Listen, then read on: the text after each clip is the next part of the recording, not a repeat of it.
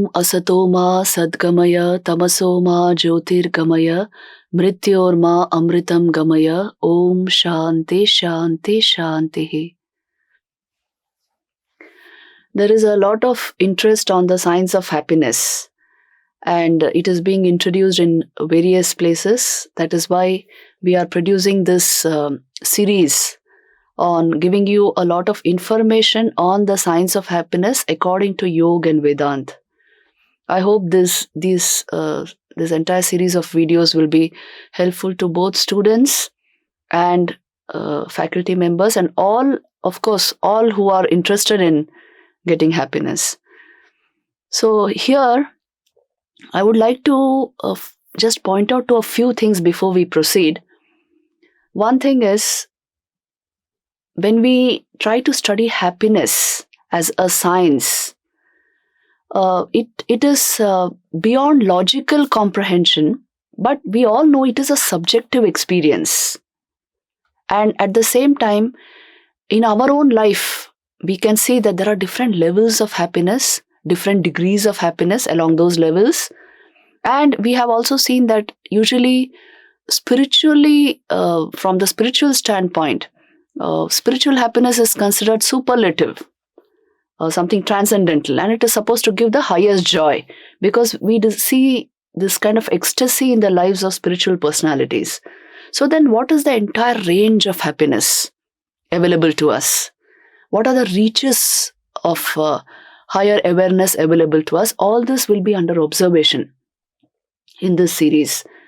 And you can get a lot of information. Since many are asking for this in various ways, we thought we should bring out a series like this, which is also being required by institutes, many institutes in India. So according to Vedanta, the science of happiness involves a study of the entire experience of happiness which is available to the human experience. We will be studying it bit by bit and using slides. So let me introduce to you the first slide, what we call happiness. Vivekananda says, what we call happiness and good here are but particles of that eternal bliss. So please see the meaning, the tatparya of this is that there is a superlative degree of happiness available to us, and what we are presently engaged with is just a particle of that bliss, he says. So then how do we proceed along these lines? This is what we will see. Please see the next slide. The pursuit of happiness, as you can see, is global. Most of our experiences are subjective, which means they can be beyond measurement, known ways of measuring.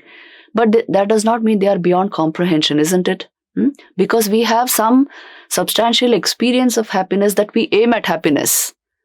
Now, there are ways of measuring happiness also. Today, we have invented scales like the PANAS scale, which will help us measure subjective experiences like happiness. We will go into that. But presently, the study of happiness combines positive psychology, neurophysiology, endocrinology, philosophy, and spirituality. And in the Indian spiritual context, we use two distinct words to describe the entire gamut of happiness available to us. These two words are Sukha and Ananda. Sukha generally means the happiness got through the body and mind, and Ananda is the transcendental level of happiness which is got through spiritual practice. This is a general classification. We will proceed further. Next slide. Now the whole point is to study happiness as a science. What are the criteria we use in science? Science uses, please look at the slide, rational inquiry based on empirical observation and inference, measurement and quantification, and repeatability and intersubjective verification. Now, how do you apply this to a subjective experience? This is the whole point. By definition, happiness is positive effect, well-being, satisfaction, and fulfillment.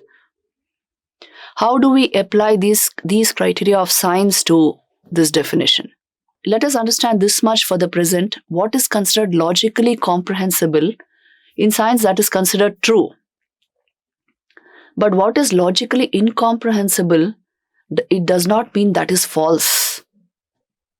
Something can be logically incomprehensible and yet true. Subjective experiences are like that. They don't fall under the purview of your logic. They have their own logic. But they ring true in your soul. So this is an important point to note in the study of happiness as a science. Next slide, please. The great global debate going on is to find out if our income, talents and skills, good governance, of course health, if all these actually provide for human welfare and growth, should these be the indices for growth, or should happiness levels be the indices for growth? So this is a major point of debate in many countries. In fact, if you have seen that what we consider as GDP today, that itself has been changed by countries like Bhutan, because they believe that happiness should be the actual index of growth and not just your economy. So please watch the slide there. Measurement guidelines and benchmarks from the UN state that we combine qualitative and quantitative methods to provide insights on the level of well-being, happiness or life satisfaction and quality of human life. For this, we need to analyze different aspects of happiness. And this is where we use the PANA scale. And how yoga contributes to this, we will be going deep into this. And then the whole purpose is how to design private and public policy with maximum happiness as the goal. Next slide, please. Look at these determinants of happiness here. They are pretty obvious: absolute income, relative income, consumption patterns, genetics, health, age, time usage, autonomy, self-esteem, aspiration, sense of purpose, civil status, employment status, social comparisons and relationships. All these are considered determinants of happiness normally. But if you observe them closely, you will see they actually provide us with a sense of comfort, physical comfort and mental security. And this leads to a stress-free state relatively, and we call that happiness. But happiness is not just absence of sorrow. Happiness has a definite positive content, and it is in terms of awareness. This only yoga psychology will give you this very, very important insight that happiness is not just absence of sorrow. It is directly proportional to awareness. Ultimately, happiness is an exponential function of your awareness. The more aware the mind becomes, the less space there will be for anxieties, negativities, worries. And that is why the technique of emptying mind, purifying mind, decluttering the mind, all these are important aspects of the meditative process which results in high-level awareness. That is why yoga uses all these processes. Any yoga in any form is working directly on the content of the mind in order to unfold the inner happiness and not merely try to bring in pleasant moods from outside objects. That is considered a level of synthetic joy, which is very limited. So the main purpose in Yoga Vedanta is to unfold the inherent inner joy and bring fulfillment to human life. So this is one of the most important things we should know about the determinants of happiness in our life. There is a way of increasing the bar of happiness, and that is what yoga is about actually. Because unless you have explored the entire scale of happiness available to the human being, how will you discriminate? So increasing the bar or the metric of happiness through yoga, and it is only possible through yoga, which means you get higher and higher experiences of happiness. You understand there is something called a higher degree of happiness. So for that, there is in the study, just now it will be a theoretical study, there is actually a ladder of happiness available to the human experience. Just look at the slide which is in front of you. There you will see that the first image is that of the ladder of happiness, the types of happiness available to the human experience. At the lower rung of ladder is sensory level happiness, the happiness which your senses bring to you. So now we are all quite familiar with what the senses can bring to us, isn't it? But the nature of sense experience is that after a certain point, it only gives revulsion.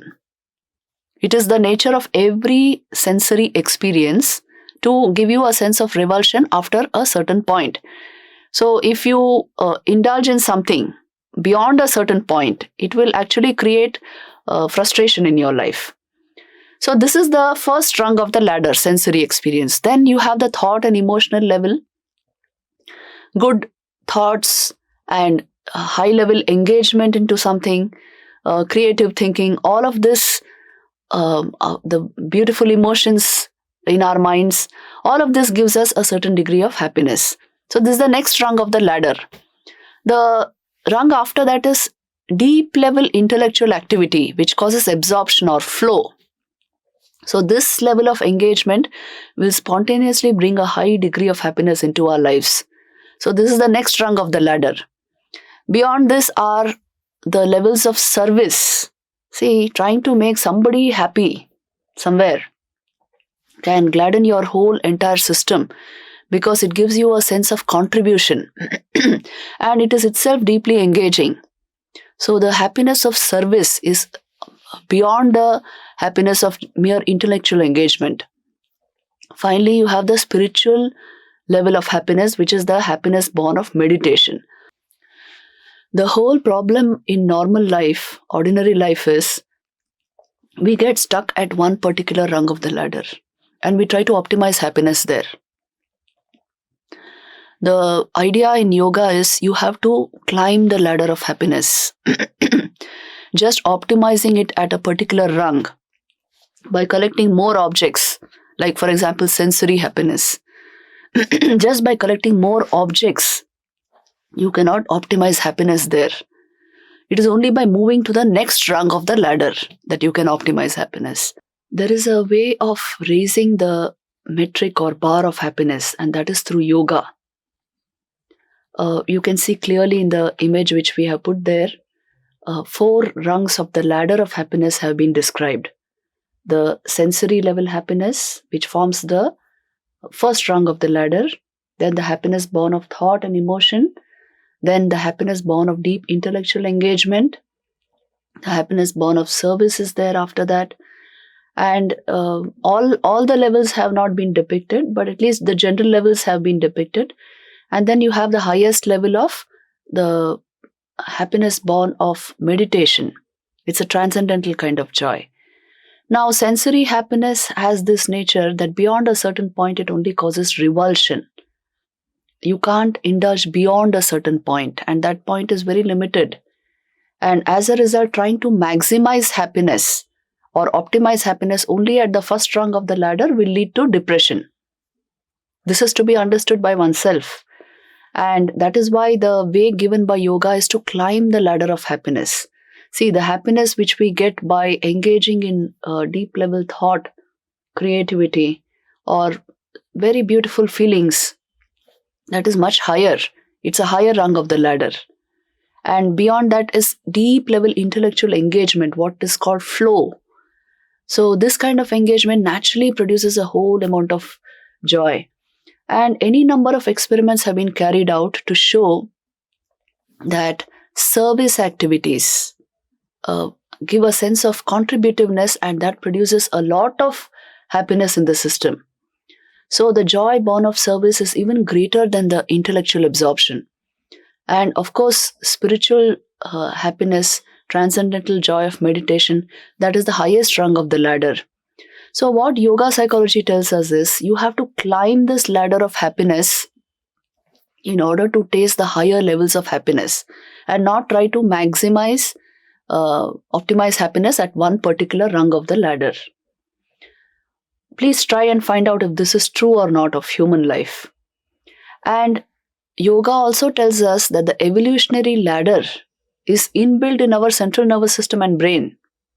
This ladder is not just an external model which has been given on the slide like this.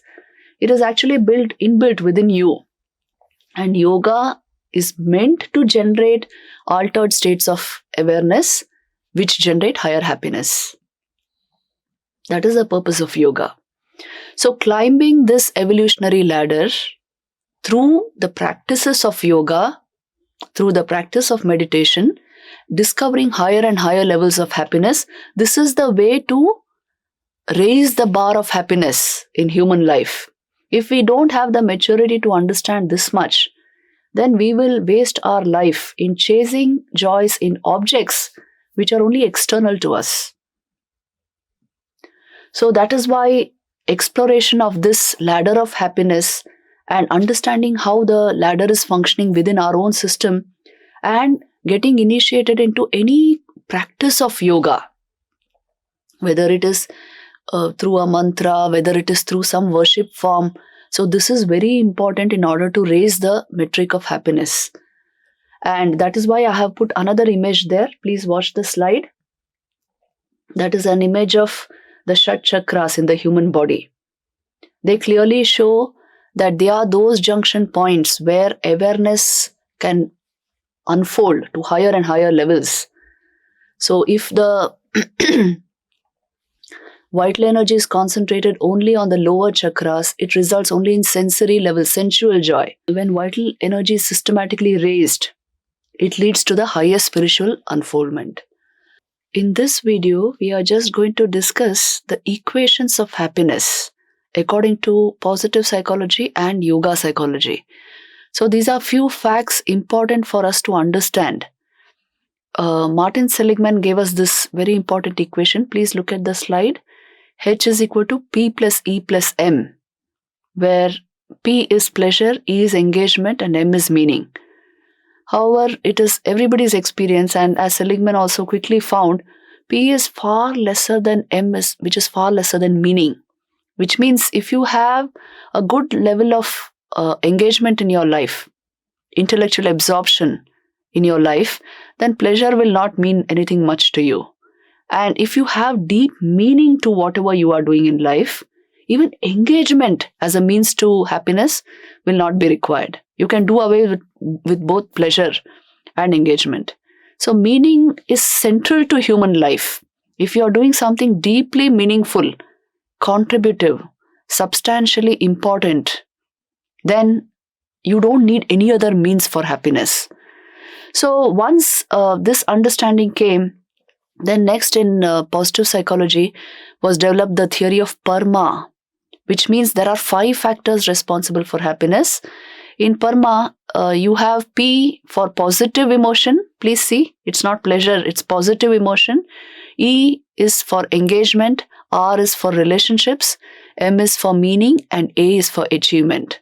So it was seen that these 5 factors are the most important contributive factors for happiness in human life. Now just see this next slide. In the yogic view of happiness, they have discovered a very important fact. The fact has been put there in the form of an equation. Please see that. Stable vrittis and very similar pratyais, which means vritti is the modification born of a thought and pratyay is the actual content of the thought. When these two are very stable and similar, it generates a state called ekagrata, very high level concentration or the absorptive engagement into something, deep level flow. As a result, the object becomes dear. So any object you focus upon in this manner will become very dear to you. It will become very dear to your life, which means you have invested so much of vital energy into it that the object becomes precious to you. So this is actually the law of flow, you can say, the equation for flow. Wherever you have invested the highest amount of mind power in terms of vritti and pratyay, which means a high level of vital energy, their flow will be generated. As a result, the engagement produces deep level happiness. Any object becomes dear to you for that. You can take the classic example of mathematics. Many school students do not find it interesting. But once you have engaged yourself deeply with the subject for a long period of time, suddenly the mathematical problem and solution appear wonderful to you. You develop a natural affection for math. So this is the law which they discovered, and as a result, the 3 steps to happiness which yoga psychology will point out to is, first step is calm mind in focus mode. It is called Sajatiya Ekagra Vritti Pravaha. This is responsible for happiness. Second is the art of emptying your mind, which is called contentment. It is called Santosha in Sanskrit. This is essentially yoga, because it is only in the completely empty, decluttered mind that awareness can bloom fully. And that is why this is considered the second step to happiness. Please see the slide. The third step is the method of Maitri Karuna Mudita Upeksha, which means you keep away negativity by controlling response and reaction. Your reaction in every situation is only a mild positive response. So this is so very important for the mind to remain in a calm, focused state. So these are the 3 steps to happiness according to yoga. And each step has to be followed in every situation of life in order to maintain the yogic state, which is a state of high level awareness and at the same time great calmness. So if we can do this, then happiness is ensured according to yoga. Just look at the next slide. Here you have the yogic equations for happiness. Happiness, please watch the slide there. Happiness is proportional to concentration levels. Concentration on any object will yield engagement and hence happiness. With generation of flow comes complete absorption and a high degree of happiness. So the equation is actually the equation given in the definition of yoga. Yogastu chittavritti nirodh. Because in yoga, mind is considered to be thoughts floating upon an ocean of consciousness. And when you remove thoughts, so M is equal to T plus C.